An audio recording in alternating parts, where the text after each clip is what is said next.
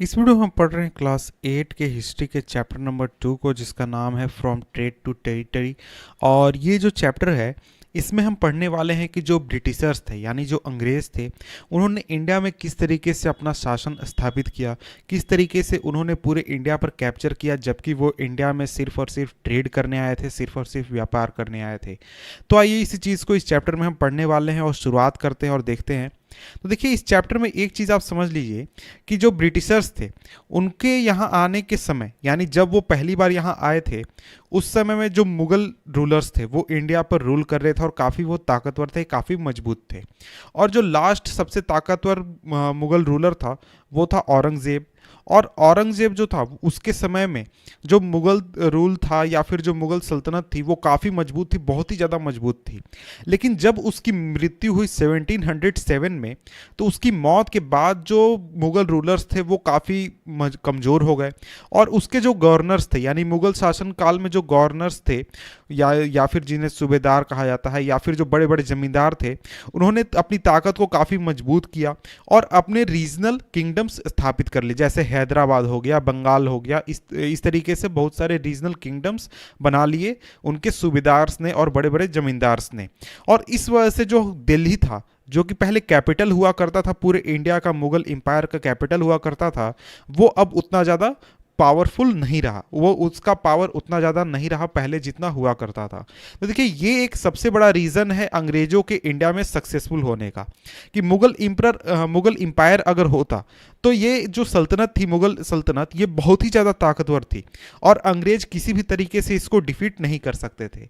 लेकिन जब ये मुगल एम्पायर ख़त्म हुआ या फिर मुगल एम्पायर कमज़ोर हो गया, उसके बाद बहुत सारे जो किंगडम्स बने वो आपस में बहुत ही ज़्यादा फाइट कर रहे थे, एक दूसरे से काफ़ी ज़्यादा फाइट कर रहे थे। जैसे बंगाल का फाइट था अवध से, या फिर अवध का दूसरे जगह से, मराठा का फाइट था हैदराबाद से, हैदराबाद का मैसूर से फाइट था। तो इस तरीके से आपस में इनके बीच में बहुत ज़्यादा फाइट चल रही थी। और इसी चीज़ का फ़ायदा उठाकर जो अंग्रेज़ थे वो काफ़ी ज़्यादा सक्सेसफुल हुए अपने आप को यहाँ स्थापित करने में, अपने आप को यहाँ का रूलर बनाने में। तो यहाँ पर देखिए, यही चीज़ लिखा गया है कि 18th सेंचुरी के हाफ के आते आते तक, यानी 1750 के बाद जो ये ब्रिटिशर्स थे ये काफ़ी ज़्यादा मजबूत हो चुके थे और इनका जो पॉलिटिकल पावर था वो काफ़ी ज़्यादा इंक्रीज़ कर रहा था, और इसके साथ ही इनका जो मिलिट्री पावर था ये भी काफ़ी ज़्यादा इंक्रीज़ कर रहा था। और यहाँ पर एक चीज़ आपको बताया गया कि देखिए, क्या आप जानते हैं कि जो ब्रिटिशर्स थे वो शुरुआत में सिर्फ और सिर्फ ट्रेड करने आए थे और वो सिर्फ छोटी सी कंपनी थी, यानी वो यहाँ से सामान खरीदते थे और विदेश में जाकर बेचते थे, और वो छोटी सी कंपनी थी उनकी। और यहाँ पर वो किसी भी तरीके से टेरिटरीज एक्वायर नहीं करना चाहते थे, उनका कोई मकसद नहीं था यहाँ पर टेरिटरी एक्वायर करने का या फिर यहाँ के रूलर बनने का, वो सिर्फ और सिर्फ व्यापार करके प्रॉफिट कमाना चाहते थे। लेकिन आखिर ऐसा क्या हुआ जिसके वजह से वो यहाँ के रूलर बन गए और इतना बड़ा एम्पायर उन्होंने यहाँ पर स्थापित कर लिया? इसी चीज़ को यहाँ पर इस चैप्टर में हम पढ़ने वाले हैं कि आखिर वो जब वो यहाँ पर एम्पायर बनाना ही नहीं चाहते थे, यहाँ पर वो रूलर बनना ही नहीं चाहते थे, तो आखिर ऐसा क्या हुआ कि इतनी बड़ी सल्तनत उन्होंने यहाँ पर खड़ी कर ली, यहाँ पर उन्होंने इतनी बड़ी सल्तनत बैठा ली? देखिए, यहाँ पर एक तस्वीर दी गई है बहादुर शाह जफर की, और उनके बेटों को यहाँ पर अरेस्ट किया जा रहा है, उसकी तस्वीर है। इसके बाद इस चैप्टर का यहाँ पर हमारा पहला टॉपिक आता है, वो है east India company comes east. यानी जो ईस्ट इंडिया कंपनी थी ब्रिटेन की वो इंडिया में आती है, इंडिया हम कह लें या फिर ईस्ट कह लें, ईस्ट में क्योंकि आपका इंडिया भी हो जाता है, इधर आपका इंडोनेशिया, चाइना, ये सभी रीजन आपके यहाँ पर आ जाते हैं मैप में, जैसा कि आप देख सकते हैं। सिर्फ इंडिया की यहाँ पर बात नहीं की जा रही है। तो यहाँ पर आप देखते हैं कि आखिर east India company India I कैसे, इंडिया में उसका आगमन कैसे हुआ। तो देखिए, 1600 में, 1600 ईस्वी में जो ईस्ट इंडिया कंपनी थी उसको जो रूलर ऑफ इंग्लैंड थे क्वीन एलिजाबेथ वन थी, मैंने थे बोला, जो रूलर थी क्वीन एलिजाबेथ वन से एक चार्टर प्राप्त हुआ, और उस चार्टर के अनुसार इंग्लैंड की कोई भी दूसरी कंपनी यहाँ पर इस रीजन में, ईस्ट रीजन में आकर व्यापार नहीं कर सकती है। सिर्फ और सिर्फ जो ईस्ट इंडिया कंपनी है वही इस रीजन में व्यापार करेगी। अब यहाँ पर सवाल उठता है कि आखिर ये चार्टर होता क्या है? चार्टर एक तरीके का आदेश होता है, या फिर हम कह सकते हैं एक तरीके की परमिशन होती है कि सिर्फ यही कंपनी जो है जो ईस्ट इंडिया कंपनी है, जैसे एग्जाम्पल में यहाँ पर बात किया गया कि ईस्ट इंडिया कंपनी सिर्फ यहाँ पर ट्रेड करेगी, उसके अलावा कोई भी कंपनी इंग्लैंड की, ब्रिटेन की यहाँ पर ट्रेड नहीं कर सकती है, और अगर ऐसा करती है तो उस पर देशद्रोह का मुकदमा चल सकता है या फिर और भी मुकदमे उस पर चल सकते हैं। लेकिन आपको एक चीज़ ध्यान रखनी चाहिए, ये जो चार्टर है ये सिर्फ और सिर्फ इंग्लैंड की कंपनियों पर लागू होता है। ये यूरोप के, फ्रांस के या फिर जो डच कंपनीज थी या फिर दूसरी जो कंपनीज थी उनके ऊपर ये चीज़ लागू नहीं होता। ये सिर्फ और सिर्फ इंग्लैंड की कंपनीज को रोकता है कि वो यहाँ पर व्यापार नहीं कर सकते हैं। और यही चीज़ लिखा गया, इसका मतलब ये होता है कि कोई भी ट्रेडिंग कंपनी या फिर ट्रेडिंग ग्रुप इंग्लैंड में ईस्ट इंडिया कंपनी के साथ कंपीट नहीं कर सकती है, यानी इस रीजन में आकर ट्रेड नहीं कर सकती है। तो देखिए, इस चार्टर की वजह से जो कंपनी थी वो इस रीजन में आई और यहाँ पर उसने बहुत सारे नए इलाके खोजना शुरू किया जहाँ से वो सामान खरीद कर और जाकर अपने इलाके में यानी इंग्लैंड में और यूरोप में जाकर बेचे और अच्छा मुनाफा कमाए। तो जैसा कि हमने यहाँ पर देखा कि जो कंपनी थी ईस्ट इंडिया कंपनी, उसको किसी भी तरीके का कंपटीशन फेस नहीं करना पड़ रहा था इंग्लैंड में, तो इस वजह से वो आसानी से यहाँ पर अपने इलाके को खोज सकती थी कि कहाँ से उसे सामान खरीदना है, कहाँ पर जाकर बेचना है, ये सभी चीज़ें वो कर सकती थी। और उस समय ये चीज़ काफ़ी प्रचलित था कि आप अगर कहीं भी ट्रेड करना चाहते हैं या फिर ये जो बिजनेस है, मर्सेंटाइल वाला बिजनेस है कि आप एक जगह से खरीद कर दूसरी जगह बेचना चाहते हैं, तो वहाँ पर सबसे आसान तरीका था कि आप अपने कंपटीशन को हटा दें, कि आपके कंपटीशन में कोई ना रहे, तो आप आसानी से अकेले जाकर ट्रेड करें और अपने मन मर्जी के अनुसार आप सामान को खरीद सकते हैं, बेच सकते हैं। तो यहां पर आगे पैराग्राफ में यही बात की गई है जिसका मैंने पहले बताया कि देखिए, जो रॉयल चार्टर प्राप्त हुआ था ईस्ट इंडिया कंपनी को, उसने इंग्लैंड की कंपनीज को तो रोक दिया कि वो इंडिया में आकर सामान खरीदे या फिर बेचे, जो भी करे, लेकिन उस चार्टर की वजह से जो दूसरे यूरोपियन पावर्स थे, जैसे कि फ्रांस हो गया, डच हो गया, पुर्तगाल हो गया, वहां के जो कंपनीज थे वो यहां पर आ सकते थे, उनके ऊपर किसी भी तरीके की बंदिश नहीं थी, किसी भी तरीके की रोक नहीं थी। जब ईस्ट इंडिया कंपनी यहाँ पर आई थी, इंडिया में आई थी, तो उनके यहाँ पर पहुँचने से पहले ही यहाँ पर जो पुर्तगीज थे वो यहाँ पर अपना प्रेजेंस स्थापित कर चुके थे और उनका बेस जो था वो था गोवा में। और इस एक चीज़ और हमें यहाँ पर जान लेनी चाहिए कि जो वास्को डिगामा है, जो कि पुर्तगीज एक्सप्लोरर था, उसने सी रूट इंडिया के लिए 1498 में ही खोज लिया था। और अर्ली 17th सेंचुरी में जो डच थे वो भी इस रीजन में आना चाह रहे थे और इसके साथ ही जो फ्रेंच थे वो भी यहाँ पर इस रीजन में पहुँच चुके थे। तो इस तरीके से हम देखते हैं कि जो कंपटीशन हटाने की कोशिश कर रही थी ईस्ट इंडिया कंपनी, उसके बावजूद उसको यहाँ पर इंडिया में बहुत ही ज़्यादा कंपटीशन फेस करना पड़ा। और देखिए, ये जो कंपटीशन है ये काफ़ी इंपॉर्टेंट चीज़ है, क्योंकि ये एक रीज़न था जिसके वजह से जो ईस्ट इंडिया कंपनी थी वो खुद को काफ़ी ज़्यादा मजबूत कर रही थी। क्योंकि देखिए, यहाँ पर बात आती है कि जब ट्रेडिंग की बात आती है तो ये सभी कंपनीज जो थी वो एक ही चीज़ को खरीदना चाहती, यानी सेम चीज़ को खरीदने के लिए सभी कंपनीज, सभी देशों की कंपनीज यहाँ पर आ रही थी।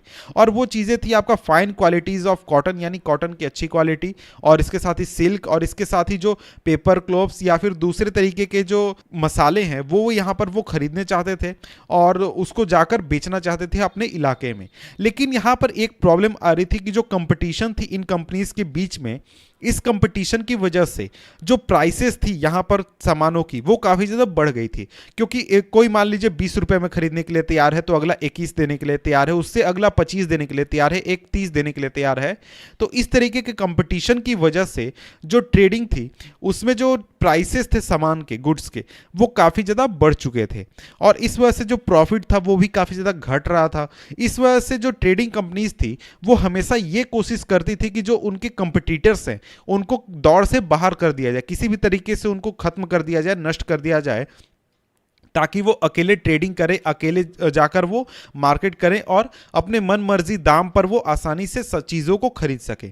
और इस तरीके के कंपटीशन को बाहर करने की कोशिश में ही जो ट्रेडिंग कंपनीज थी वो आपस में हमेशा फाइट करते रहती थी। वो शिप्स से जाते थे तो जो ब्रिटिशर्स थे वो फ्रेंच के शिप डुबो देते थे, फ्रेंच जो थे वो ब्रिटिशर्स के शिप डुबो देते थे या फिर उनके रास्ते को रोक देते थे। इस तरीके की कोशिश वो हमेशा करते रहते थे ताकि जो उनका कंपटीशन वाला है आदमी, यानी जो भी कंपटीशन में है कोई भी कंपनी वो चीज़ों को ट्रेड ना कर सके, उसको हैवी लॉस हो और वो जो है वो सामान को खरीदना बंद कर दे। और इसके अलावा जो ट्रेड था उसके लिए वो काफ़ी हथियार, गोला बारूद भी अपने साथ रखते थे। और इसके साथ ही जहाँ पर वो अपने सामान को रखते थे, ट्रेडिंग पोस्ट जो होते थे उनके, उसके लिए वो फोर्टिफिकेशन भी किया करते थे, उसको एक किले नुमा आकार दे दिया करते थे ताकि वो खुद को बचा सके, अपना सामान को बचा सके। और ये जो एफर्ट था सेटलमेंट को फोर्टिफाई करने का, किलाबंदी करने का, और इसके साथ ही जो प्रॉफिटेबल ट्रेड बनाने का, इसकी वजह से जो ये कॉन्फ्लिक्ट था ये लोकल रूलर्स के साथ भी हो गया। देखिए मेन जो इनका मकसद था फोर्टिफिकेशन का वो था कि इनका जो राइवल है या फिर इनके जो एडवर्सरी है वो इनको परेशान ना करे या फिर इनके जो बिजनेस हैं उसको किसी भी तरीके से प्रभावित ना करें। लेकिन ये जो किलेबंदी थी ये वहाँ के जो लोकल रूलर्स जैसे बंगाल में सिराजुद्दौला या फिर मद्रास के रूलर या फिर आपको गोवा या फिर गुजरात के रूलर, इन रूलर्स को भी पसंद नहीं आ रही थी कि आप मेरे इलाके में आकर आप किला कैसे बना लिया, आपने ये किलेबंदी कैसे कर ली। ये चीज़ें ये वहाँ के भी रूलर्स को भी पसंद नहीं आ रही थी। तो इन चीज़ों की वजह से जो कंपनी थी वो उसके लिए काफ़ी मुश्किल हो रहा था कि वो ट्रेड और पॉलिटिक्स को अलग अलग करके रखे, यानी कि वो सिर्फ और सिर्फ ट्रेड करे, पॉलिटिक्स के ऊपर ध्यान ना दे। तो इस वजह से जो कन्फ्लिक्ट ग्रो हुआ, उस कन्फ्लिक्ट के वजह से आगे जा चलकर जो ब्रिटिश ईस्ट इंडिया कंपनी थी उसको लोकल रूलर्स के साथ भी फाइट करना पड़ा। और इसके बाद अब हम बंगाल का एग्जाम्पल देखेंगे। तो अब हम आगे बढ़ते हैं इस चैप्टर में और पढ़ते हैं अपना नेक्स्ट टॉपिक जो कि है east India company begins trade in Bengal. यानी देखते हैं कि बंगाल में जो ईस्ट इंडिया कंपनी है वो ट्रेड अपना कैसे ग्रो करती है, यानी वहाँ पर ट्रेड की शुरुआत वो कैसे करती है। देखिए ईस्ट इंडिया कंपनी जो थी, जो उसकी पहली फैक्ट्री बैठी थी वो बनी थी आपको हुगली रिवर जो है उसके पास 1651 में। और ये एक तरीके का बेस था जहाँ से जो कंपनी के ट्रेडर्स थे वो आते थे और वहाँ से वो ऑपरेट करते थे, सामान को खरीदते थे और जाकर दूसरी जगहों पर बेचते थे। और जो अंदर के इलाके यानी जो इंडिया के जो ट्रेडर्स थे वो वहाँ पर जाकर सामान को बेचा करते थे। और ये जो फैक्ट्री था इसके पास एक वेयर हाउस भी था जहाँ पर स्टोर किया जाता था सामान को एक्सपोर्ट करने के लिए।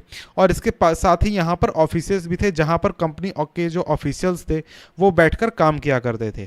और जैसे जैसे जो ट्रेड था वो एक्सपैंड होता गया, यानी ट्रेड बढ़ता गया, तो कंपनी जो थी उसने मर्चेंट्स को ये और जो ट्रेडर्स थे उनको ये परसुएड किया कि आप यहीं पर सेटल हो जाइए और फैक्ट्री के आसपास ही रहिए। और 1696 के आते आते तक जो पूरा इलाका था वो काफ़ी बड़ा हो चुका था और काफ़ी वहाँ पर लोग आ जा रहे थे, काफ़ी वहाँ पर काम हो रहा था। तो इस वजह से जो ब्रिटिशर्स थे उन्होंने उस इलाके को फोर्ट के रूप में बनाना शुरू किया, यानी किलेबंदी उसकी शुरू की।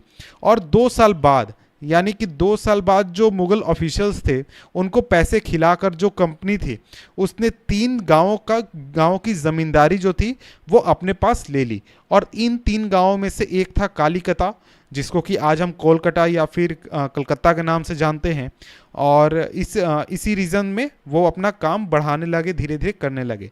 और इसके साथ ही जो कंपनी थी ईस्ट इंडिया कंपनी, उसने औरंगजेब को भी ये परसुएड कर लिया कि वो फरमान एक जारी करे, यानी एक रॉयल ऑर्डर जारी करे। फरमान का यहाँ पर मीनिंग दिया गया है रॉयल ऑर्डर, रॉयल एडिक्ट, कि ताकि जो कंपनी है वो बिना किसी टैक्स के या फिर बिना किसी ड्यूटी के वो ट्रेड कर सके। तो यहाँ पर एक तरीके से इस पैराग्राफ में बताया गया कि जो ईस्ट इंडिया कंपनी है उसकी शुरुआत कैसे हुई। 1651 में पहली जो फैक्ट्री थी वो बैठी और उसी फैक्ट्री के आसपास ट्रेडर्स आने लगे, उसी फैक्ट्री के आसपास कंपनी के ऑफिस बनने लगे और फिर उसकी किलेबंदी कर दी गई 1696 के आसपास, यानी उसके 1-2 साल आगे पीछे। और इस तरीके से वहाँ पर जो ईस्ट इंडिया कंपनी थी उसका बेस बना बंगाल में। और इसके साथ ही जो कंपनी थी वो ऐसा नहीं था कि इतनी सारी बातों पर वो राजी हो गई या मान गई कि हमारा किला हो गया है, अब हमको ज़्यादा मेहनत करने की नहीं ज़रूरत है। नहीं, वो लगातार वो ट्राई कर रहे थे कि ताकि उन्हें ज़्यादा से ज़्यादा कंसेशन मिल सके, टैक्स में छूट मिल सके और भी चीज़ों को वो प्राप्त कर सके। और इसके साथ ही जो पहले से उन्हें प्रिविलेज प्राप्त है उसको बढ़ा सके या चेंज कर सके। और इसके साथ ही जो औरंगजेब के फरमान जो उनके पास थे, यानी औरंगजेब का जो ऑर्डर उनके लिए था वो सिर्फ कंसेशन देता था कंपनी को, यानी कंपनी अगर कोई ट्रेड कर रही है, कंपनी कोई सामान खरीद कर जाकर बेचती है इंग्लैंड में, तो वो उस पर जो वहाँ का रीजन था उस पर टैक्स नहीं लगेगा, यानी उस सामान पर टैक्स नहीं लगेगा। लेकिन जो कंपनी के ऑफिशियल्स थे वो ऐसा नहीं था कि सिर्फ वो कंपनी के लिए ट्रेड करते थे, वो खुद से भी कुछ सामानों को खरीद कर ले जाते थे और खुद का भी एक छोटा मोटा ट्रेड किया करते थे उसके साथ ही। लेकिन वो जो ऑफिशियल थे यानी कंपनी के कर्मचारी थे, वो जो अपना ट्रेड कर रहे थे उस ट्रेड के ऊपर उन्हें टैक्स देना था, उस ट्रेड के ऊपर उन्हें ड्यूटी देनी थी। और ये जब रिफ्यूज कर दिया गया उन लोगों द्वारा, यानी जो ऑफिशियल थे वो कई बार मना कर देते थे, नहीं देते थे, चुपके से ले जाते थे सामान, तो इस वजह से जो बंगाल था वहाँ पर जो रेवेन्यू का लॉस था वो बहुत ही ज़्यादा हो रहा था, क्योंकि वो बहुत बड़ी संख्या में ट्रेड उनके द्वारा किया जा रहा था। जो कंपनी के ऑफिशियल्स थे वो बहुत ज़्यादा मात्रा में ट्रेड को कर रहे थे। और इन सभी चीज़ों को देखने के बाद कि देखिए जो ये लोग हैं यानी जो ब्रिटिशर्स हैं, उनके जो ऑफिशियल्स हैं जो ट्रेड कर रहे हैं, उनके वजह से रेवेन्यू का लॉस हो रहा है, इस चीज़ को देखने के बाद जो बंगाल का नवाब है वो किस तरीके से विरोध नहीं करेगा या फिर उसे बुरा नहीं लगेगा। तो उस समय के जो नवाब थे मुर्शिद कुली खां, उन्होंने काफ़ी ज़्यादा प्रोटेस्ट भी किया, काफ़ी ज़्यादा विरोध भी इस बात पर जताया। इसके बाद यहाँ पर आगे नेक्स्ट टॉपिक है how trade led to battles, यानी जो ट्रेड है उसकी वजह से बैटल्स कैसे हुए, इस चीज़ को यहाँ पर हम देखने वाले हैं। तो देखिए अर्ली 18th सेंचुरी में जो कन्फ्लिक्ट थी आपको कंपनी और नवाब के बीच में, वो काफ़ी ज़्यादा बढ़ गई। और जब औरंगज़ेब का डेथ हो गया और औरंगज़ेब की मृत्यु हो गई, उसके बाद जो बंगाल के नवाब थे उन्होंने अपने पावर को बढ़ा लिया या फिर अपना खुद का क्षेत्र घोषित कर दिया बंगाल को कि मैं यहाँ का रूलर हूँ, मैं यहाँ का राजा हूँ, अब कोई मुगल वुगल की मैं बात यहाँ पर नहीं सुनने वाला। तो ऐसा करने के बाद जो बंगाल के नवाब थे वो सुप्रीम पावर हो गए, वो कंप्लीट पावर हो गए। और उस समय के रूलर थे मुर्शिद कुली खां, यानी इन्होंने अपने खुद को आज़ाद घोषित किया था। और इसके बाद बने अलीवर्दी खां और इसके बाद सिराजुद्दौला।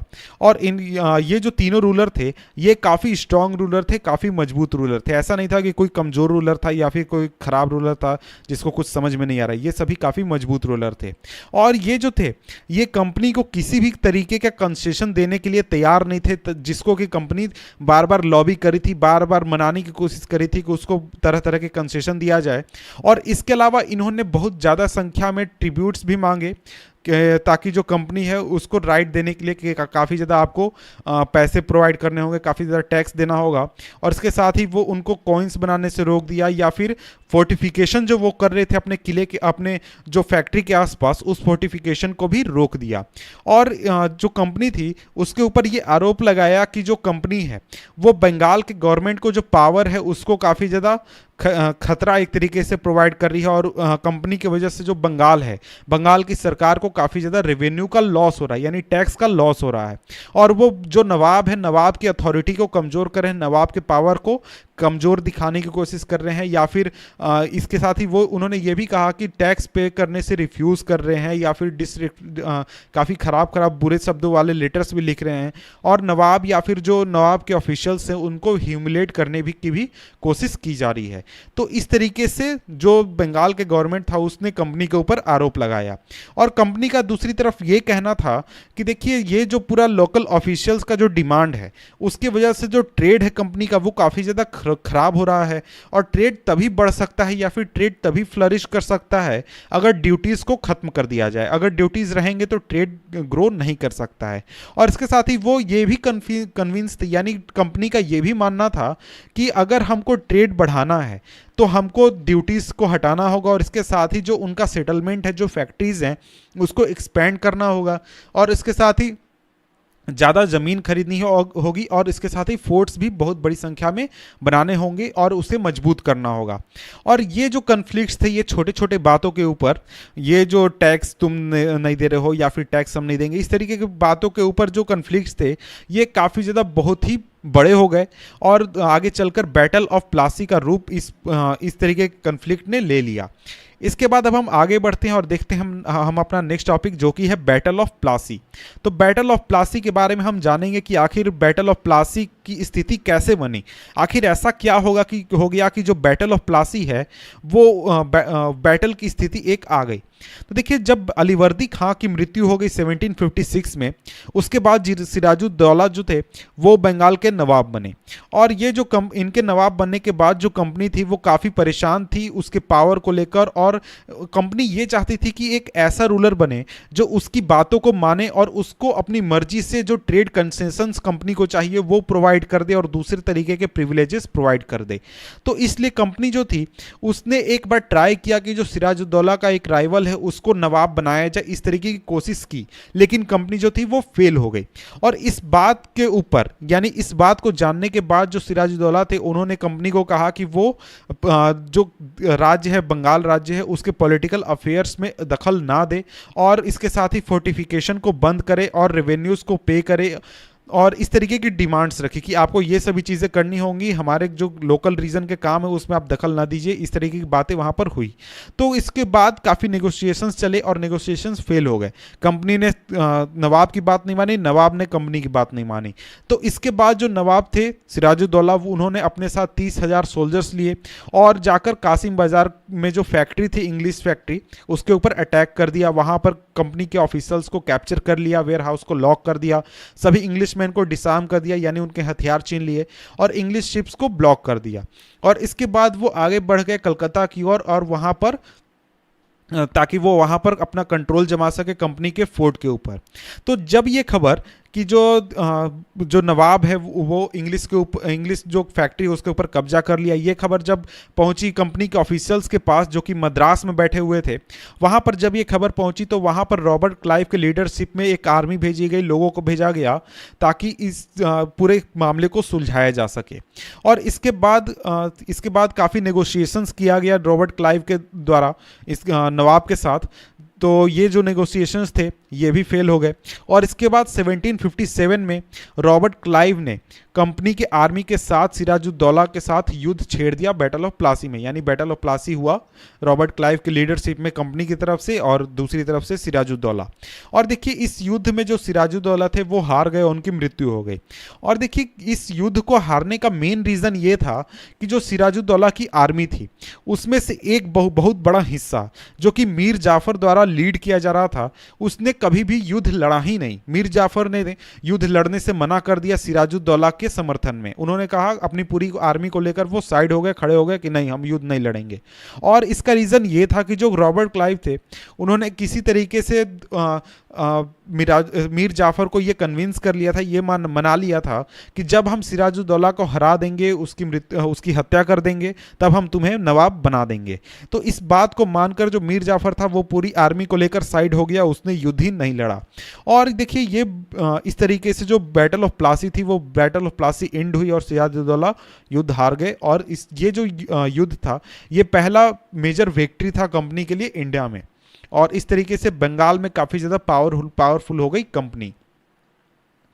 तो देखिए सिराजुद्दौला की मौत के बाद जो मीर जाफर था उसको नवाब बना दिया गया और कंपनी जो थी वो अभी भी किसी भी तरीके से एडमिनिस्ट्रेशन को अपने कंट्रोल में नहीं लेना चाहती थी, यानी वो डायरेक्ट रूल नहीं करना चाहती थी, क्योंकि कंपनी का मेन मोटिव ये था कि वो अपने ट्रेड को वो मजबूत करे और ये अगर हो सकता है बिना किसी भी तरीके के कंक्वेस्ट के, यानी लोकल रूलर्स की मदद से जो कि उसको जो भी चाहिए कंपनी को वो देने के लिए तैयार हैं, तो फिर कंपनी को क्या ज़रूरत है कि वो इलाके पर रूल करे और इलाके को डायरेक्ट कंट्रोल में ले।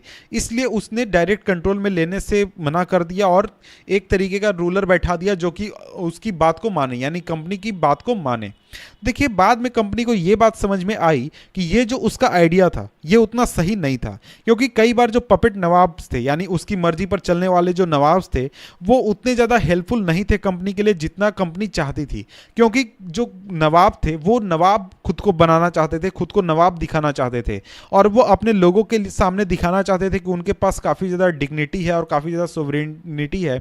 और ये एक तरीके से सही भी था, क्योंकि लोगों से रिस्पेक्ट तभी उन्हें मिलती जब उनका जो रूलर है वो काफ़ी पावरफुल हो, काफ़ी मजबूत हो। तो इस कंडीशन में कंपनी जो थी वो काफ़ी ज़्यादा परेशान हो गई कि वो जो चीज़ें चाह रही थी वो इस कंडीशन में भी पूरी नहीं हो रही थी। तो देखिए इसके बाद कंपनी जो थी वो कई बार ऐसा हुआ कि दोनों के बीच में कन्फ्लिक्ट होने लगा, कंपनी और जो उनका पपेट नवाब था मीर जाफर। तो मीर जाफर ने एक बार प्रोटेस्ट किया तो कंपनी जो थी उसने मीर जाफर को हटा दिया और मीर कासिम को उसकी गद्दी पर बैठा दिया। और जब मीर कासिम ने कंप्लेन किया या फिर विरोध दर्ज किया तो वो आगे चलकर युद्ध में चला गया बैटल ऑफ बक्सर में, जहां पर मीर कासिम जो था वो हार गया था तो यानी मीर कासिम जो था वो कंपनी के कंट्रोल से बाहर भाग गया और वहाँ बैटल ऑफ बक्सर में कंपनी के खिलाफ उसने युद्ध लड़ा, जिसमें वो हार गया था 1764 में। और ऐसा नहीं था कि मीर कासिम अकेले था, उसके साथ ही अवध की आर्मी थी और भी दूसरी जगहों की आर्मी थी, ये सभी मिलकर अंग्रेजों के खिलाफ लड़े थे। और जब ऐसा हुआ तो मीर कासिम जो था वो हार गया। उसके बाद मीर जाफ़र को फिर से वहाँ पर इंस्टॉल कर दिया गया, यानी मीर जाफ़र को फिर से बंगाल का नवाब बना दिया गया। और नवाब को हर महीने 5 लाख रुपए पे करने होते थे कंपनी के लिए। लेकिन कंपनी जो थी वो इतने से भी खुश नहीं थी, क्योंकि उसको और भी पैसे चाहिए थे ताकि उस जो कंपनी के वॉर थे, यानी जो युद्ध लड़ रही थी या फिर जो ट्रेड कर रही थी या फिर दूसरे तरीके के जो खर्चे थे, उन खर्चे को वो पूरा कर सके। इन सभी चीज़ों को पूरा करने के लिए और भी पैसे चाहिए थी। और इसके साथ ही वो ज़्यादा से ज़्यादा टेरिटरीज को गेन करना चाहती थी और ज़्यादा रेवेन्यू चाहती थी। और जब मीर जाफ़र की मृत्यु हुई 1765 में, जो कंपनी का मूड था वो पूरी तरीके से चेंज हो गया। क्योंकि देखिए, पहले कंपनी जो थी वो डायरेक्ट एडमिनिस्ट्रेशन को कंट्रोल नहीं करना चाहती थी, वो पपेट नवाब के जरिए कंट्रोल करवाना चाहती थी और ट्रेड के ऊपर फोकस करना चाहती थी। लेकिन इन सभी सिचुएशंस को देखने के बाद और पपेट नवाब के साथ काम करने के बाद, जो उसका एक्सपीरियंस था, उसके बाद कंपनी ने कहा कि नहीं, अब हमको डायरेक्ट रूल करना होगा। यानी कंपनी ने नहीं कहा, उस समय के जो कंपनी के लीडर थे रॉबर्ट क्लाइव, उन्होंने कहा कि अब हमको डायरेक्ट रूल करना होगा, अब हमको नवाब खुद से बनना होगा, अब हम नवाब बनेंगे और हम ही रूल करेंगे। और इसके बाद 1765 में जो मुगल रूल एम्परर थे, उनके द्वारा कंपनी को दीवान का पावर मिल गया। बंगाल प्रोविंस का दीवान का पावर का कहने का मतलब हो गया कि वहाँ पर वो टैक्स कलेक्ट कर सकता है, वहाँ पर वो पैसे को कलेक्ट कर सकता है। और इसके बाद जो दीवानी राइट मिलने के बाद जो कंपनी थी, कंपनी को बहुत ही ज़्यादा रेवेन्यू रिसोर्स मिल गया बंगाल में। और ये जो चीज़ थी वो कंपनी के लिए काफ़ी बहुत अच्छी चीज़ साबित हुई, क्योंकि इसकी वजह से जो कंपनी के पहले के जो प्रॉब्लम्स थे वो काफ़ी ज़्यादा सॉल्व हो गए। क्योंकि जो पहले ट्रेड के लिए जो पैसे होते थे वो उसके लिए, उसको पे करने के लिए ब्रिटेन से गोल्ड और सिल्वर लाना पड़ता था। लेकिन जब उसको दीवानी राइट्स मिल गए तो यहाँ के जो टैक्स कलेक्ट होते थे, यानी बंगाल से जो टैक्स कलेक्ट करके पैसे आते थे, उससे ही वो यहाँ पर लोकल सामान को खरीदते थे और इसके साथ ही यहाँ के वॉर्स को फाइनेंस करते थे। यहाँ पर जो भी खर्चे होते थे वो बंगाल के टैक्स से ही कर लिया करते थे। और जब दीवानी राइट मिल गया तो ब्रिटेन से किसी भी तरीके से गोल्ड या फिर सिल्वर को नहीं लाना पड़ता था। और बैटल ऑफ प्लासी जो थी इस तरीके से काफ़ी इंपॉर्टेंट यहाँ पर साबित हुई अंग्रेज़ों के ताकत को बढ़ाने में या फिर अंग्रेज़ों के पावर को इंडिया में बढ़ाने में। और जो रेवेन्यूज़ अब प्राप्त होते थे यहाँ पर यानी बंगाल में, इसकी वजह से वो आसानी से यहाँ से लोकल सामान खरीद लेते थे, आर्मी को पेमेंट कर देते थे और भी सभी चीज़ें कर लेते थे। और इसके बाद आगे बढ़े तो ये आगे हमारा next topic, company officials became nawabs. तो अब ये नवाब्स क्या होता है? तो देखिए, नवाब का मतलब क्या होता है? नवाब का मतलब होता है कि रूलर होना, एक तरीके से रूलर। तो कंपनी जो थी उसको ज़्यादा से ज़्यादा पावर चाहिए और ज़्यादा से ज़्यादा अथॉरिटी चाहिए। लेकिन ऐसा सिर्फ ऐसा नहीं था, इसके अलावा जो कंपनी के सर्वेंट थे जिन्होंने इंडिया में नवाब्स को रहते हुए देखा था, उनके लाइफ स्टाइल को देखा था, तो वो अपने लाइफ को भी एक तरीके से नवाब जैसा बनाना चाहते थे। उनकी ख्वाहिश थी कि वो भी अपने लाइफ में नवाब के जैसा जीवन जिए, नवाब जैसा लाइफ जिए। और जब बैटल ऑफ प्लासी एंड हुई तो जो एक्चुअल नवाब थे बंगाल के, उनको एक तरीके से फोर्स किया गया कि अपनी ज़मीन वो छोड़ दें और इसके साथ ही बहुत बड़ी संख्या में पैसे प्रोवाइड करें पर्सनल गिफ्ट के रूप में कंपनी ऑफिशियल्स को। तो देखिए, यहाँ पर सबसे इंपॉर्टेंट नाम आता है रॉबर्ट क्लाइव का, क्योंकि रॉबर्ट क्लाइव जो थे वो जब इंडिया में आए थे तो वो सिर्फ एक काफ़ी नॉर्मल व्यक्ति के रूप में आए थे। लेकिन जब वो यहाँ से गए तो उनके पास 400,000 4 लाख पाउंड स्टर्लिंग था, जो कि उस समय के हिसाब से बहुत ही ज़्यादा बड़ा अमाउंट था। और जब उनको 1764 में बनाया गया था बंगाल का गवर्नर, तो उनसे कहा गया था कि आपको करप्शन हटाना है। लेकिन उनका जो अर्निंग था वो बहुत ही ज़्यादा था। तो इस अर्निंग को देखकर यही लगता है कि उनके द्वारा भी काफ़ी ज़्यादा करप्शन किया गया था। तो इस तरीके से यहाँ पर सिंपल यही बात बताने की कोशिश की गई है कि देखिए, जो बैटल ऑफ प्लासी हुआ उसके बाद जो कंपनी के ऑफिशियल्स थे उन्होंने यहाँ के लोकल नवाब्स को देखा, तो उसके बाद उनके मन में भी ये ख्वाहिश थी कि वो नवाब जैसा जीवन जिए। और इसलिए बहुत सारे लोग जो थे वो करप्शन करने लगे, दूसरे तरीके से अर्निंग करने लगे ताकि वो अपने खुद की अर्निंग जो है वो बढ़ा सके। और इसमें जो सबसे इंपॉर्टेंट नाम है आपका वो है रॉबर्ट क्लाइव का, क्योंकि रॉबर्ट क्लाइव में बहुत बड़ी संख्या में अर्निंग की थी, पैसे कमाए थे, पैसे बनाए थे इंडिया में। और इसके बाद उनके ऊपर ये आरोप भी लगा था, 1772 में उनके ऊपर जांच भी बैठाई गई थी ब्रिटेन में कि उनके पास इतना सारा पैसा कैसे आया। बाद में तो उनको छोड़ दिया गया कि नहीं, इन्होंने गलती नहीं की है, लेकिन इन्होंने 1774 में जाकर सुसाइड कर लिया। देखिए, ऐसा नहीं है कि जैसा रॉबर्ट क्लाइव ने पैसा बनाया या फिर अमीर बने, वैसा ही दूसरे जो ऑफिशियल थे ब्रिटेन के या फिर जो ब्रिटिश ऑफिशियल थे उनके साथ भी हुआ। क्योंकि बहुत सारे लोग जो थे वो पहले ही मर गए, यानी आए कुछ दिन रहे और उसके बाद उनकी डेथ हो गई डिजीज़ की वजह से, वार की वजह से और भी दूसरे रीजंस की वजह से। लेकिन इसमें से बहुत सारे अच्छे लोग भी थे या फिर बहुत सारे लोग हम्बल बैकग्राउंड से भी थे। उनका सिर्फ ये मोटिव था कि वो इंडिया में आए हैं, काम करें, एक अच्छा पैसा कमाएं और जाकर वापस वो ब्रिटेन में एक अच्छा लाइफ जिए। और इसके अलावा जो रिटर्न करने के लिए एक तरीके से सक्षम भी हो पाए, यानी इंडिया में काम कर लिया, पैसे भी बना लिया और फिर वापस वो वहाँ पर चले गए, तो वो काफ़ी अमीर के रूप में रहने लगे और काफ़ी फ्लैशी लाइफ जीने लगे, लोगों को दिखाने लगे कि मेरे पास इतना पैसा है, इतना पैसा, इस तरीके का जीवन जीने लगे। तो इसलिए उनको नवाब्स वहाँ पर कहा जाने लगा और उनका काफ़ी मजाक भी उड़ाया जाता था ब्रिटिश सोसाइटी में, और कहा एक तरीके से उनके प्ले या फिर कार्टून्स में काफ़ी मजाक उड़ाया जाता था। तो इस तरीके से हमने देखा कि किस तरीके से बंगाल में जो थी जो ब्रिटिश कंपनी थी, ईस्ट इंडिया कंपनी, वो पावरफुल हुई। इसके बाद आगे हमारा टॉपिक है कंपनी रूल एक्सपेंड्स। इस टॉपिक में हम पढ़ेंगे कि बंगाल से बाहर निकलकर दूसरे राज्यों में किस तरीके से ईस्ट इंडिया कंपनी का प्रभाव बढ़ा या फिर दूसरे राज्यों के ऊपर जो कंपनी थी उसका रूल कैसे हुआ, इस चीज़ को यहाँ पर इस टॉपिक में हम देखने वाले हैं। तो आइए शुरुआत करते हैं और पढ़ते हैं इस टॉपिक को, जिसका नाम है कंपनी रूल एक्सपेंड्स। तो देखिए, अगर हम कंपनी के यानी ईस्ट इंडिया कंपनी के एनेक्सेशन प्रोसेस को देखें 1757 से 1857 के बीच में, तो इस शासन काल के दौरान जो ईस्ट इंडिया कंपनी थी वो ऐसा नहीं था कि वो डायरेक्टली किसी भी देश पर या फिर किसी भी राज्य पर कंट्रोल करती थी। वो पहले किसी भी राज्य पर मिलिट्री अटैक करने से पहले या फिर कंट्रोल करने से पहले वो उस राज्य में पॉलिटिकल, इकोनॉमिक या फिर डिप्लोमेटिक तरीके अपनाती थी ताकि उसका इन्फ्लुएंस उस इलाके में, उस राज्य में बढ़ जाए और तब जाकर अंतिम में जाकर उस राज्य को अपने कब्जे में लेती थी।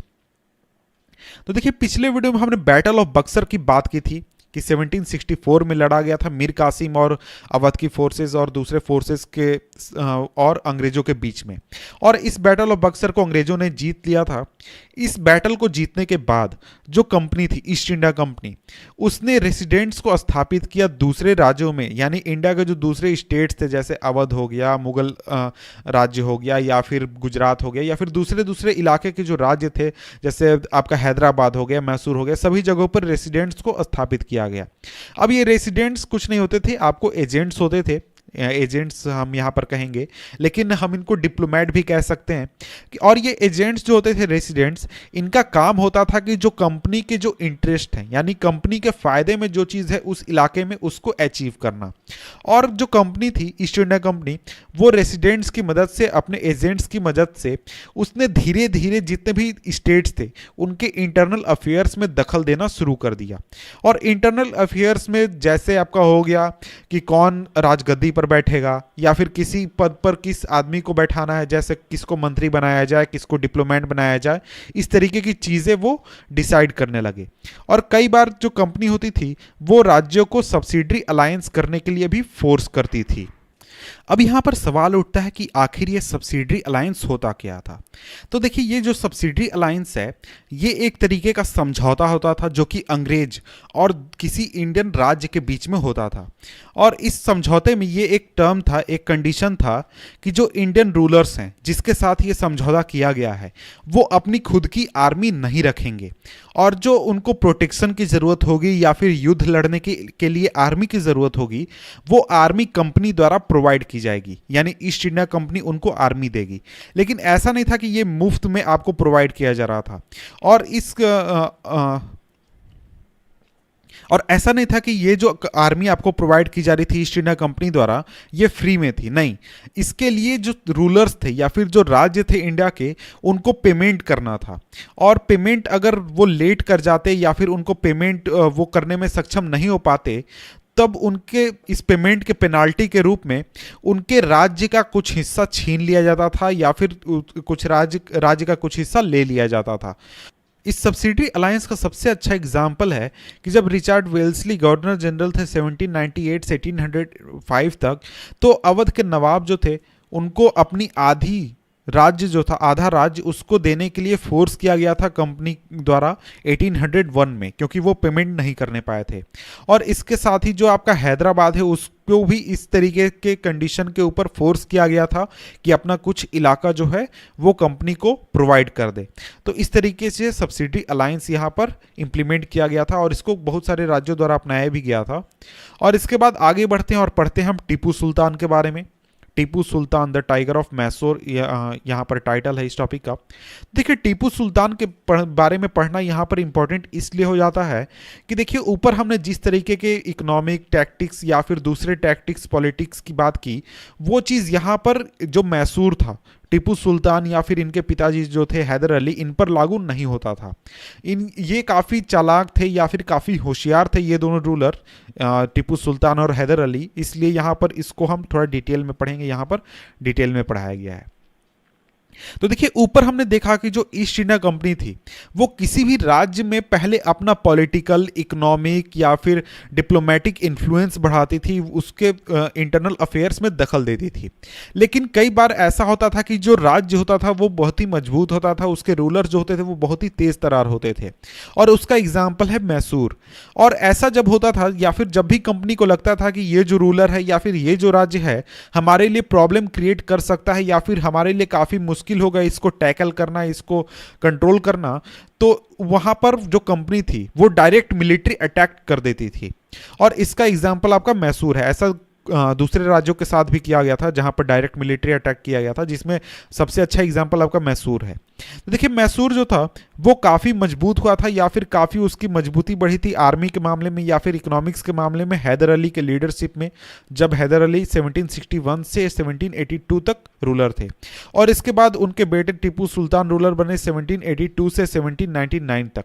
और देखिए, मैसूर इसलिए भी इंपॉर्टेंट हो जाता है कि मैसूर के पास जो ट्रेड था वो भी काफ़ी बड़ा इलाका था, या फिर हम कह सकते हैं बहुत ही अच्छे चीज़ों में वो ट्रेड भी करता था। आर्मी तो मजबूत थी ही, रूलर भी अच्छे थे, और इसके साथ ही ट्रेड भी वहाँ पर काफ़ी ज़्यादा होता था, क्योंकि मालाबार कोस्ट के ऊपर ये जो मैसूर था इसका कंट्रोल था। और कंपनी यहाँ से पेपर और कार्डामोम परचेज किया करती थी, खरीदा करती थी। और 1785 में टीपू सुल्तान ने सैंडलवुड, पेपर, कार्डामोम, इन चीज़ों के एक्सपोर्ट के ऊपर रोक लगा दिया अपने पोर्ट के जरिए, और इसके साथ ही लोकल मर्चेंट्स को एक तरीके से डिसअलाउ कर दिया कि वो कंपनी के साथ ट्रेड करे। यानी कि कोई भी कंपनी, ईस्ट इंडिया कंपनी का कोई भी ऑफिशियल यहाँ पर ट्रेड नहीं कर सकता, किसी भी तरीके का ट्रेड नहीं होगा। और इसके साथ ही जो टीपू सुल्तान थे उन्होंने फ्रेंच आर्मीज के साथ या फिर फ्रेंच लोगों के साथ जो कि इंडिया में ट्रेड करने आए थे उनके साथ काफ़ी क्लोज रिलेशनशिप रखा और काफ़ी उनका मदद लिया अपने आर्मी को मॉडर्नाइज करने में, काफ़ी अपने आर्मी को मॉडर्न बनाया, काफ़ी मजबूत बनाया फ्रेंच लोगों की मदद से।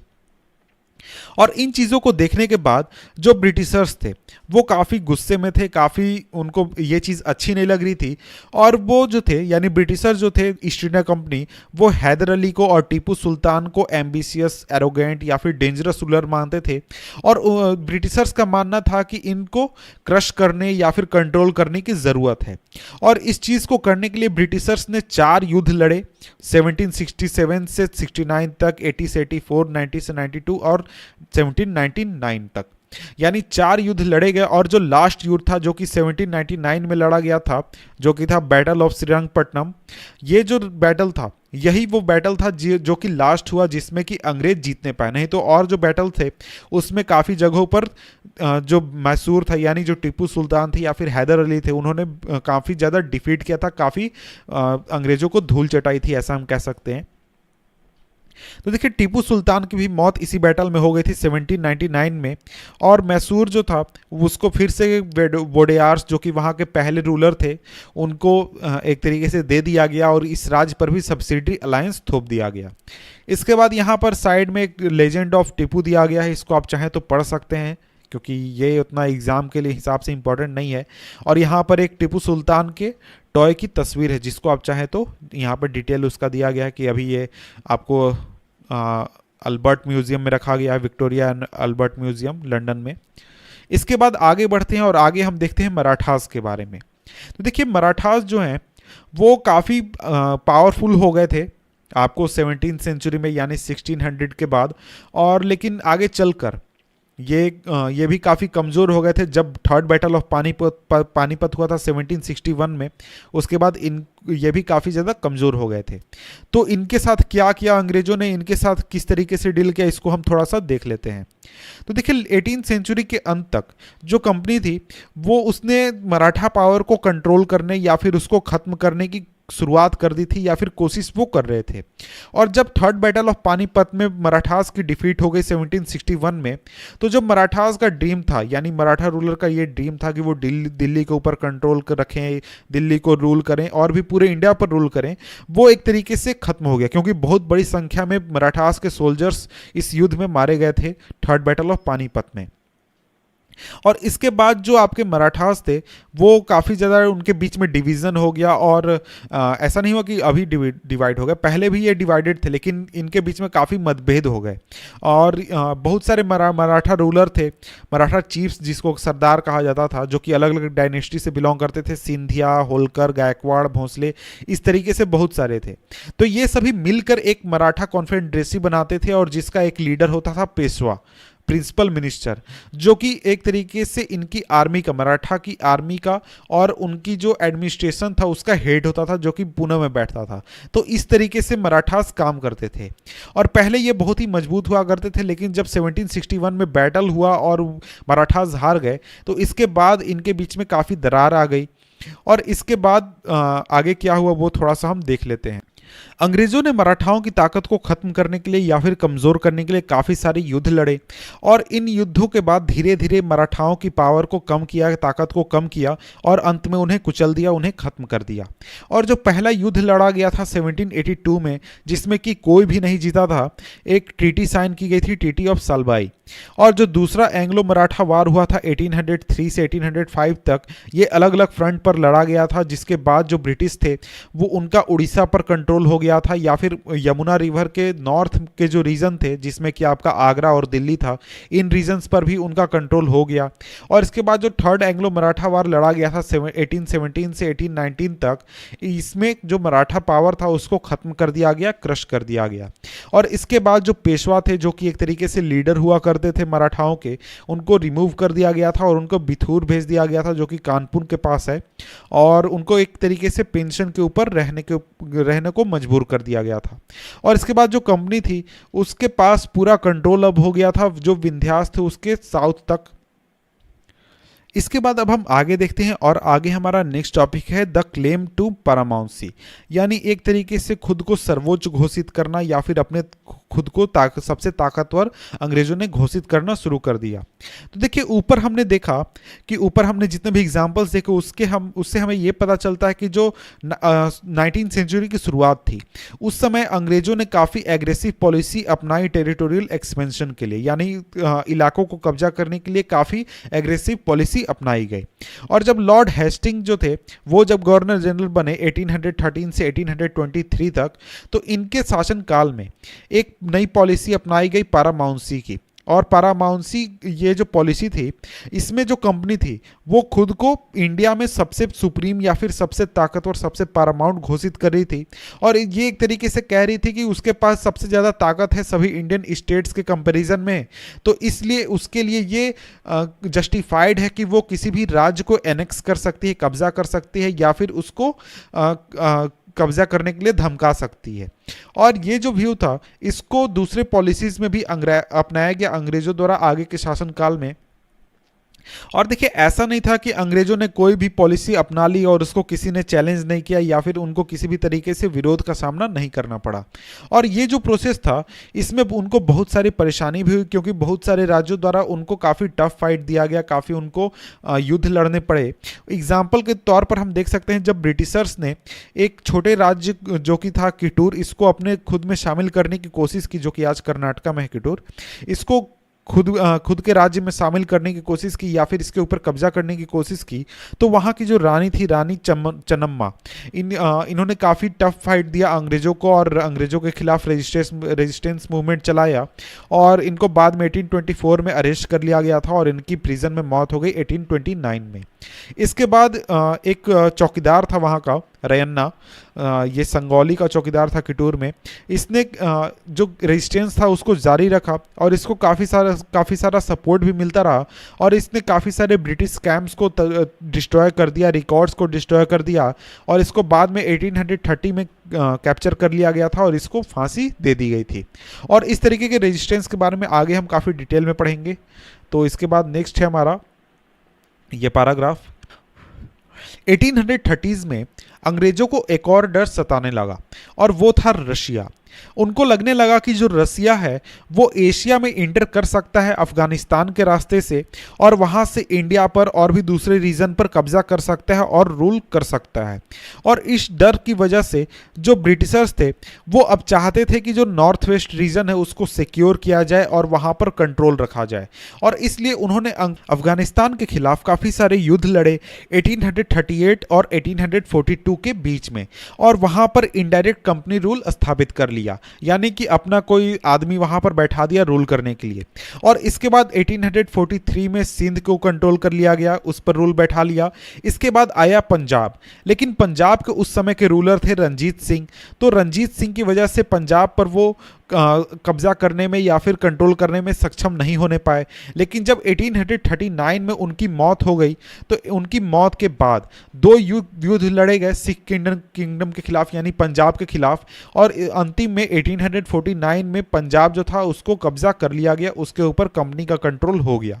और इसके बाद आगे बढ़ते हैं तो आगे यहाँ पर हम नेक्स्ट पढ़ेंगे डॉक्ट्राइन ऑफ लैप्स के बारे में कि डॉक्ट्राइन ऑफ लैप्स आपने सुना भी होगा, आप जानते भी होंगे, नहीं जानते तो यहाँ पर हम पढ़ लेते हैं। तो देखिए डॉक्ट्राइन ऑफ लैप्स एक तरीके का पॉलिसी था अंग्रेजों का। ये आपको लाया गया था लॉर्ड डलहौजी द्वारा, जो कि गवर्नर जनरल थे 1848 से 1856 के बीच में। और इन्होंने एक पॉलिसी अपनाई कि अगर कोई भी रूलर है, इंडियन रूलर, कोई भी राजा है जो कि अपने राज्य में रूल कर रहा है और उसका कोई मेल हायर नहीं होगा, यानी कि कोई बेटा नहीं होगा जो कि उसकी राजगद्दी को आगे चला सके, तो ये जो राज्य होगा इसको कंपनी द्वारा कब्जा कर लिया जाएगा और कंपनी का ये हिस्सा बन जाएगी। और इस एक के बाद एक कई सारे राज्य थे जिसको इस डॉक्ट्रिन को अप्लाई करके अब कब्जा कर लिया गया था या फिर जो अंग्रेज के इलाके थे उसमें शामिल कर लिया गया था। और इसमें आपका एग्जाम्पल है सतारा जिसको कि 1848 में कब्जा किया गया, संबलपुर 1850 में, उदयपुर 1852 में, नागपुर 1853 में और झांसी 1854 में। और इसके बाद अगर हम आगे बढ़ें तो आगे यहाँ पर अवध की भी बात की जाती है, क्योंकि अवध को 1856 में कब्जा किया गया था और उसको अंग्रेजी शासन में शामिल कर लिया गया था। और अंग्रेजों द्वारा ये आर्गूमेंट दिया गया था कि जो अवध का नवाब है वो सही तरीके से रूल नहीं करने पा रहा है और वहां पर लोगों को काफी ज्यादा परेशानी हो रही है और एक तरीके से मिस गवर्नमेंट किया जा रहा है अवध के नवाब द्वारा। इसलिए वहां पर जो कंपनी है उसका रूल स्थापित करना काफी ज्यादा जरूरी हो जाता है। लेकिन वहां पर जब रूलर को हटाया गया था काफ़ी बुरी तरीके से ह्यूमिलेट करके रूलर को हटाया गया था। लेकिन इस बात को देखते हुए वहां के जो लोग थे, अवध के लोग थे, उन्होंने काफ़ी रिवोल्ट में हेल्प किया। जब 1857 का रिवोल्ट हुआ उसमें लोगों ने काफ़ी ज़्यादा पार्टिसिपेशन किया अवध में, क्योंकि काफ़ी बुरी तरीके से अंग्रेजों ने वहाँ के नवाब को हटाया था। तो यहाँ पर इमेज देख सकते हैं, इमेज में यहाँ पर दिखाया गया है कि किस समय में अंग्रेजों का शासनकाल कितने इलाकों में था। इसके बाद यहाँ पर हमारा नेक्स्ट टॉपिक है वो है setting up a new administration.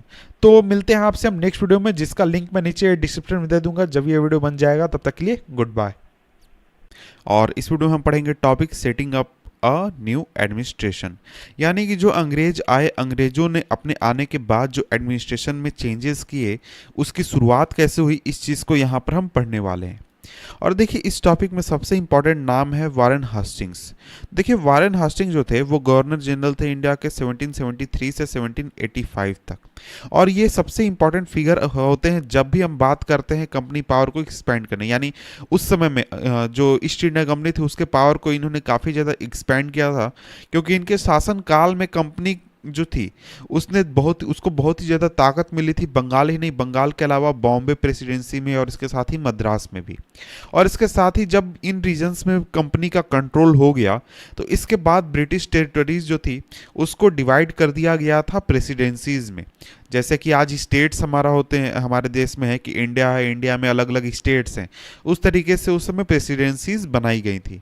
और उस समय 3 प्रेसिडेंसीज थी, बंगाल, मद्रास और बॉम्बे। और ये जो था इसको रूल किया जाता था गवर्नर द्वारा, यानी बंगाल का गवर्नर अलग, मद्रास का अलग और बॉम्बे का अलग। और जो सुप्रीम हेड होता था एडमिनिस्ट्रेशन का वो गवर्नर जनरल होता था, यानी पूरे इंडिया लेवल पर हेड होता था गवर्नर जनरल।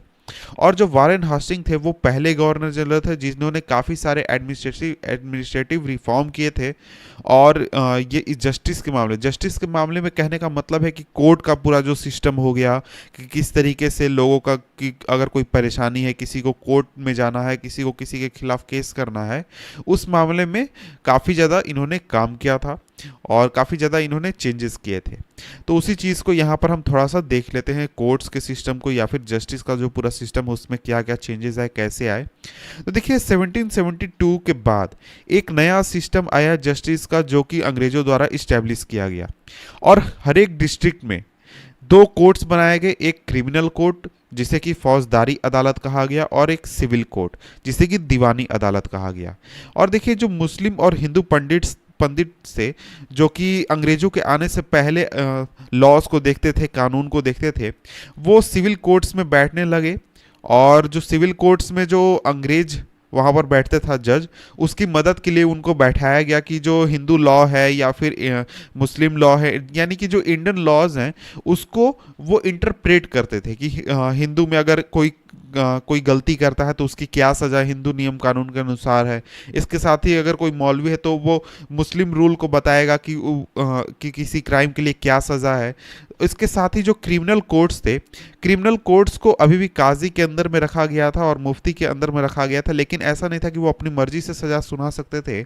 उनके ऊपर एक कलेक्टर भी था जो कि उनको सुपरवाइज करता था, उनके सारे कामों के ऊपर नज़र रखता था, कंट्रोल रखता था। तो देखिए एक प्रॉब्लम यहाँ पर बहुत आई हिंदू रूल्स के मामले में कि जब पंडित को बैठाया गया इंटरप्रिटेशन करने के लिए, तो बहुत सारे पंडित जो थे वो अलग अलग इंटरप्रिटेशन देते थे लॉज का, लोकल लॉज का, क्योंकि वो सभी पंडित जो थे वो अलग अलग धर्मशास्त्र से बिलोंग करते थे, अलग अलग स्कूल से बिलोंग करते थे। अलग अलग स्कूल कहने का मतलब अलग अलग विचारधारा हम कह सकते हैं यहाँ पर, कि हिंदू में भी देखिए बहुत अलग अलग तरीके के विचारधारा हैं जिसमें कि बहुत ही अलग अलग चीज़ें हैं, तो इसलिए वो अलग अलग इंटरप्रिटेशन देते थे। और इस प्रॉब्लम को सॉल्व करने के लिए 1775 में 11 पंडित्स को, यानी 11 पंडित्स को कहा गया कि हिंदू लॉज जो है उसका एक डाइजेस्ट तैयार करें, यानी सभी जितने भी अलग अलग स्कूल हैं धर्मशास्त्र के, उन सभी को मिलाकर एक रूल बनाया जाए, सिर्फ एक पूरा एक डाइजेस्ट किताब बनाया जाए रूल का, जिसको कि फॉलो किया जा सके। और एक व्यक्ति थे NB हालहेड, जिन्होंने इस पूरे डाइजेस्ट को इंग्लिश में ट्रांसलेट किया था। और इसके बाद 1778 में जो कोड ऑफ मुस्लिम लॉ था उसको भी कंपाइल किया गया था, ताकि जो यूरोपियन जजेस हैं जो कि कोर्ट्स में काम कर रहे हैं, जो कि फैसले सुना रहे हैं, उनको काफ़ी आसानी हो फैसले सुनाने के लिए। और इसके बाद जो 1773 में रेगुलेटिंग एक्ट बना, उसमें एक नया सुप्रीम कोर्ट भी बनाया गया था और इसके साथ ही एक कोर्ट ऑफ अपील भी बनाया गया, जिसे कि सदर निज़ामत कहा गया, सदर निज़ामत अदालत। इसको कलकत्ता में सेटअप किया गया था, क्योंकि उस समय जो इंडिया की राजधानी थी वो कलकत्ता थी। इसके बाद अगर हम आगे देखें तो आगे देखिए यहाँ पर एक बात आता है कलेक्टर के बारे में, कि जब ये पूरा सिस्टम एडमिनिस्ट्रेशन सिस्टम सेटअप हो रहा था उस समय कलेक्टर का पोस्ट भी क्रिएट किया गया। और ये जो पोस्ट था ये एक तरीके से सबसे इम्पॉर्टेंट पोस्ट बन गया अपने रीजन में। जैसा कि आज हम अपने इलाके में देखते हैं कि जो डिस्ट्रिक्ट कलेक्टर होता है या फिर डिस्ट्रिक्ट मजिस्ट्रेट होता है, वही पोस्ट होता था उस समय कलेक्टर। और ये जो कलेक्टर होता था इसका मेन काम होता था कि ये रेवेन्यूज कलेक्ट करे, इसके साथ ही टैक्स कलेक्ट करे और इसके साथ ही लॉ एंड ऑर्डर को भी संभाले अपने इलाके में, अपने डिस्ट्रिक्ट में, जजेस, पुलिस ऑफिसर, दरोगा, सभी लोगों की मदद से। और इसके साथ ही जो कलेक्ट्रेट था यानी कलेक्टर का ऑफिस था, ये एक नया सेंटर ऑफ पावर बन गया जो कि काफ़ी ज़्यादा पावरफुल होता था पहले के मुकाबले। यानी पहले जिस तरीके से लोकल रूलर होते थे या फिर कोई लीडर होता था, उसके जगह पर अब ये जो कलेक्टर था, अंग्रेजों के ज़माने में कलेक्टर काफ़ी पावरफुल ऑफिस हो गया था। इसके बाद यहाँ पर नेक्स्ट आगे बढ़ते हैं तो नेक्स्ट टॉपिक है द कंपनी आर्मी। यानी हमने ऊपर देखा कि जो हमारा एडमिनिस्ट्रेशन था उसमें जो चेंजेस आए उसके बारे में हमने ऊपर देखा, लेकिन अब हम देखने वाले हैं कि जो आर्मी थी, आर्मी में किस तरीके के चेंजेस अंग्रेजों द्वारा किए गए थे। देखिए जो कॉलोनियल रूल था इंडिया में, उसने काफ़ी सारे नए आइडियाज़ लाए थे एडमिनिस्ट्रेशन के मामले में, लेकिन इसका जो पावर था यानी जो ईस्ट इंडिया कंपनी का रूल था, उसका पावर मेनली मिलिट्री स्ट्रेंथ पर लाई करता था। यानी मिलिट्री स्ट्रेंथ उनके पास काफ़ी ज़्यादा था, इसीलिए वो इंडिया पर रूल करने में सक्षम थे। तो देखिए इसके पहले यानी कंपनी के आने के पहले जो सबसे इंपॉर्टेंट फिगर था जो कि पूरे इंडिया पर रूल कर रहा था, वो था मुगल आर्मी। यानी कि जो मुगल था वो एक तरीके की सल्तनत थी जो कि पूरे इंडिया पर रूल कर रही थी। तो उससे एक तरीके का कंपैरिजन यहाँ पर दिखाया गया है। जो मुगल आर्मी थी वो मेनली कंपोज करती थी कैवेलरी। यानी कैवेलरी का कहने का मतलब है कि जो सवार होते थे, यानी घोड़े पर सवार होकर जो सोल्जर्स होते थे जिनको ट्रेंड किया जाता था, वो कैवेलरी होते थे। और इसके साथ ही इन्फेंट्री, इन्फेंट्री कहने का मतलब है जो कि पैदल सोल्जर्स होते थे जिनको कि ट्रेंड किया जाता था आर्चरी में यानी तीरंदाजी में, उसके साथ ही स्वॉर्ड तलवारबाजी में। और इस तरीके से उनकी पूरी आर्मी बनी हुई होती थी। लेकिन मुगल आर्मी को देखें तो मुगल आर्मी में मेन कैवेलरी होती थी जो कि पूरी आर्मी को डोमिनेट करती थी, क्योंकि उनके पास पैदल फुट सोल्जर उतने ट्रेंड नहीं हुआ करते थे। और इसके अलावा उनको जब पैदल सोल्जर्स की ज़रूरत होती थी तो जो रूरल एरियाज़ में जो लोकल ज़मींदार होते थे वो काफ़ी बड़ी संख्या में पैदल सोल्जर्स प्रोवाइड कर दिया करते थे मुगल्स को, उनको जब भी ज़रूरत होती थी। लेकिन जब हम अंग्रेज़ों को देखते हैं तो अंग्रेज़ों में बहुत सारे चेंजेस आए, लेकिन उन चेंजेस से पहले भी एक तरीके का चेंजेस आया था कि जब मुगल जो सल्तनत थी वो कमज़ोर हो गई, तो उसके बाद जो छोटे छोटे राज्य बने जैसे अवध या फिर बनारस, इन्होंने पेजेंट्स को रिक्रूट करना शुरू कर दिया अपनी आर्मीज में, उनको प्रोफेशनल सोल्जर्स के रूप में ट्रेन करना शुरू कर दिया। और इस चीज़ को देखते हुए जो ईस्ट इंडिया कंपनी थी उसने भी इसी तरीके को अपनाया और सोल्जर्स को अपने आर्मी के लिए रिक्रूट करने शुरू कर दिया, पैदल सोल्जर्स को, जिन्हें कि सिपाही कहा गया। यानी सिपाही आर्मी, जैसा कि हिंदी में वर्ड है सिपाही, जिसका मतलब होता है सोल्जर।